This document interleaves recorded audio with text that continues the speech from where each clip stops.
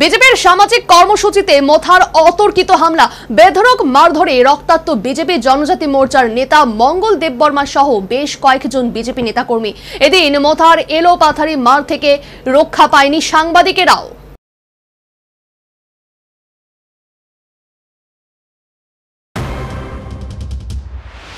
রাজ্যে বর্তমানে দুর্গাপূজার আবেশ। এই উৎসব উপলক্ষে বিভিন্ন রাজনৈতিক দল তাদের নিজ নিজ সামাজিক কর্মসূচি হাতে নিয়ে জনদরবারে পৌঁছার চেষ্টা করছে। এরই অঙ্গ হিসেবে রবিবার সিমনা বিধানসভার অন্তর্গত হেজামারা ব্লক সংলগ্ন হেজামারা মাল্টিপারপাস কমিউনিটি হলে বিজেপির বস্ত্র বিতরণ কর্মসূচি হাতে নেয়।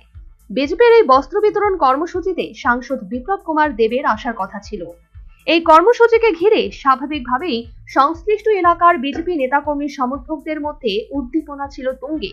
কিন্তু অভিযোগ, অনুষ্ঠান শুরু হওয়ার প্রাক মুহূর্তে টিপরামোথার কতিপয় যুবক সেই অনুষ্ঠান হলে চড়াও হয় এবং বিজেপি নেতাকর্মী সমর্থক থেকে শুরু করে যারাই ছিলেন বিনা প্ররোচনায় অতর্কিতে এলোপাথারি হামলা চালায়।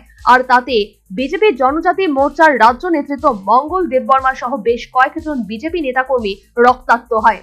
এই অবস্থায় গুরুতর আহত মঙ্গল দেববর্মা সহ বিজেপি নেতাকর্মী সমর্থকদের মোহনপুর সিএসসিতে নিয়ে যাওয়া হয় এবং সেখানে তাদের চিকিৎসা দেওয়া হয়। এই ঘটনা সম্পর্কে জনজাতি মোর্চার প্রদেশ নেতৃত্ব মঙ্গল দেববর্মার অভিযোগ, তীব্রামোথায় এই ঘটনা ঘটিয়েছে। কমিউনিটি হলের ভিতরে মঞ্চের কিনারে আমার গ্যাম আছে। কি দিয়ে আঘাত করেছে আপনাদেরকে? ধারালো অস্ত্র আছে, তারপরেও আমি যা দেখছি ফোনকাই বড় লাভা আসছিল, লাঠি ফোনকাইছে, তারপরে অস্ত্র শস্ত্র আছিল, আর কি কি আছে সব আমি দেখছি। যারা আঘাত করেছে তাদেরকে কি চিহ্নিত করতে পেরেছেন? চিনি, আমি চিনি, সবাই চিনি। নাম বলতে পারবেন কয়েকজনের? একজন আছে কিশোর দেববর্মা, সর্দার কিশোর কইলে অনেকে বোঝে, আর দুই মাগে কিশোর কইলেও বোঝে অনেকে।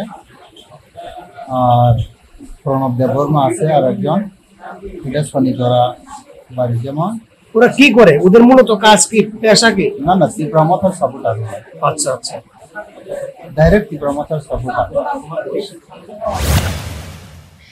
এদিন তীব্রামোথার এলোপাথারি হামলার হাত থেকে রক্ষা পায়নি বিজেপির সংশ্লিষ্ট প্রোগ্রাম কভার করতে যাওয়া সাংবাদিক অমল কান্তি ত্রিপুরা।